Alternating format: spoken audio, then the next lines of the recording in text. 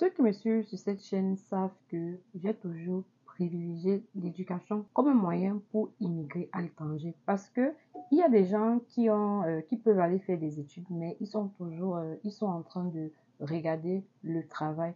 Et pourtant, le travail n'est pas le seul moyen par lequel vous pouviez immigrer à l'étranger.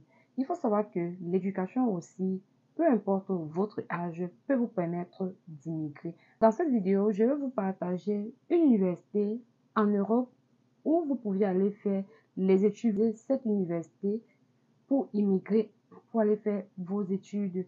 Et aussi, vous savez que généralement, étant donné que vous êtes une communauté francophone, moi, je privilégie beaucoup plus pour ceux qui veulent, le moyen d'immigrer par les cours de langue, parce que c'est un moyen qui est possible que les gens ne savent pas beaucoup. Donc, si immigrer dans un pays, c'est quelque chose qui t'intéresse, alors reste jusqu'à la fin de cette vidéo.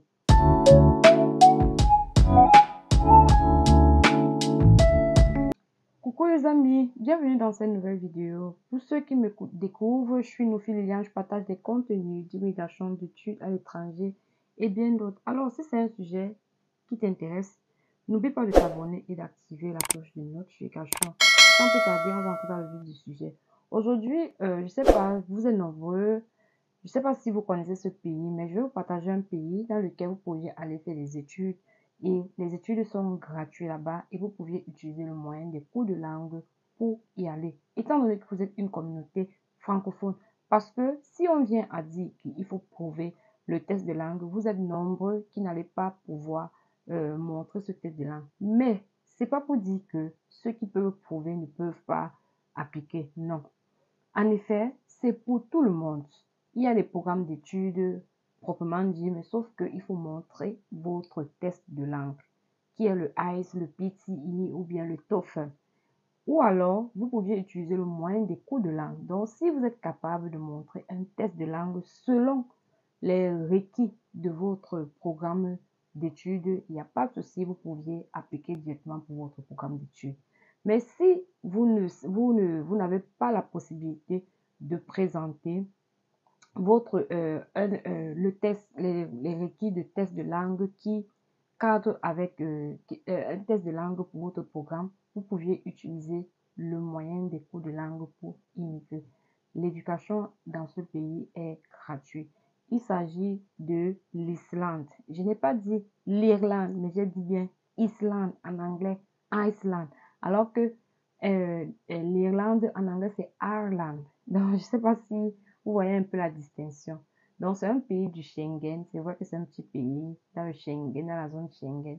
Et l'avantage d'étudier dans ce pays, c'est que une fois que vous êtes étudiant là-bas, vous êtes accepté et que vous êtes dans ce pays, vous pouviez travailler en faisant vos études. La majorité des pays, vous pouviez travailler en faisant des études. Donc, sans plus tarder, je vais vous montrer le site et je vais aussi vous montrer, je vais vous amener sur le site et on va découvrir ensemble comment ça se passe. Est-ce que c'est vraiment gratuit? Est-ce qu'il y a des frais à payer? Oui, il faut savoir qu'il y a des frais à payer. Et ces frais-là, il s'agit de penser 75 000 Highland de la monnaie, je ne sais plus trop.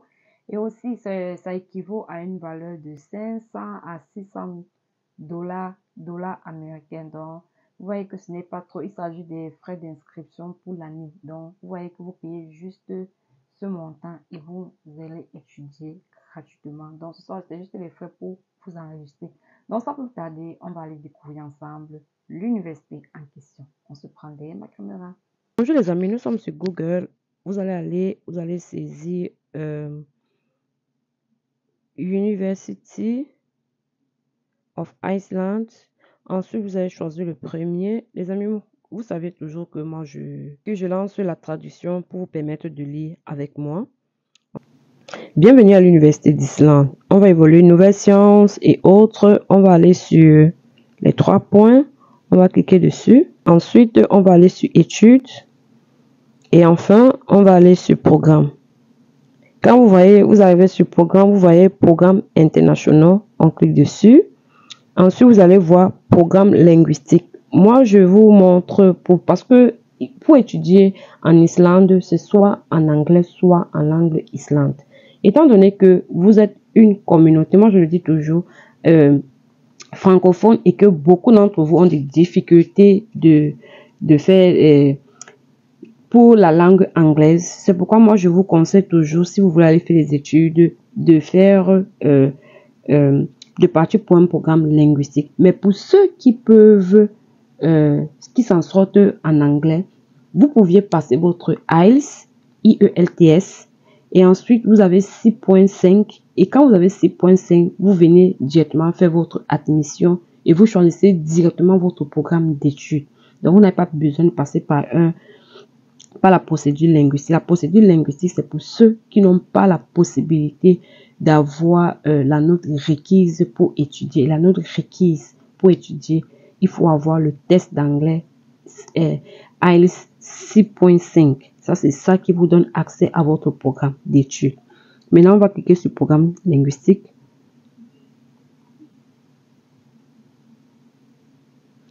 Quand on clique sur programme linguistique, vous voyez bien Iceland as a second language. Donc, vous pouviez utiliser soit aller étudier la langue islande comme deuxième langue.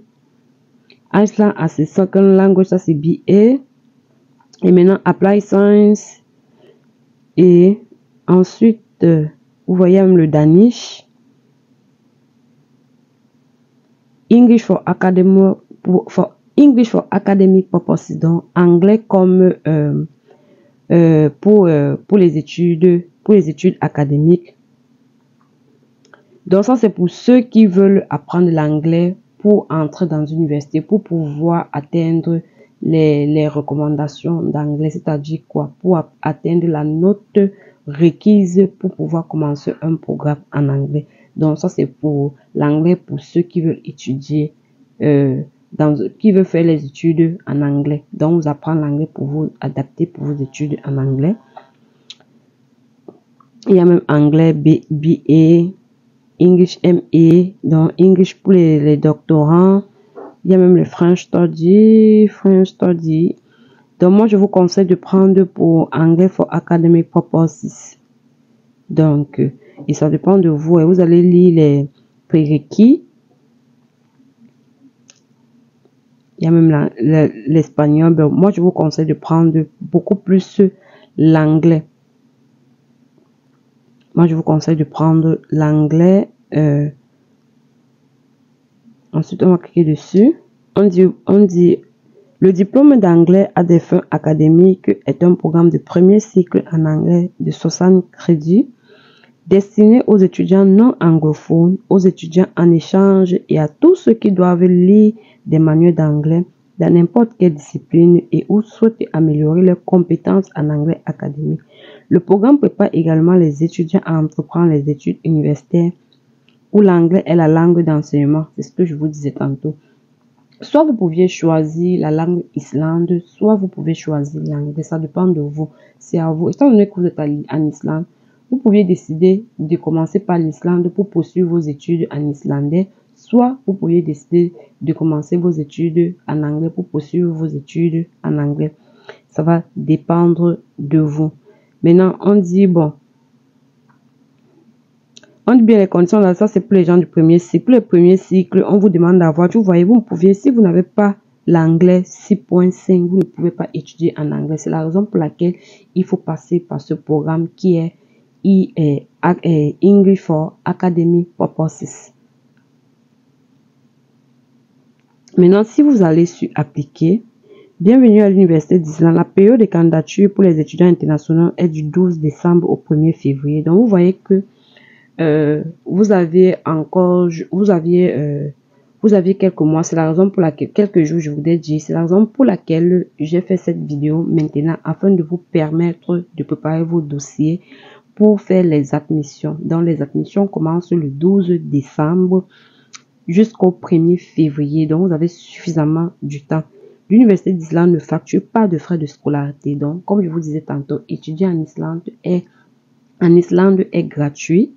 Mais les frais d'inscription annuels s'élèvent à 75 000 ISK. Donc, il faut payer juste les frais d'inscription annuels qui vaut 75 000 ISK qui est environ dans les 500 à 600 $, quelque chose comme ça, mais ça ne dépasse pas 600 $. Donc, voilà seulement les frais que vous deviez payer pour étudier. Donc, la scolarité est gratuite. Et il faut savoir que si vous êtes étudiant en Islande, vous avez le droit de travailler. Et après les études en anglais, vous avez la possibilité d'entrer dans votre programme académique si ça vous intéresse de continuer dans votre programme académique.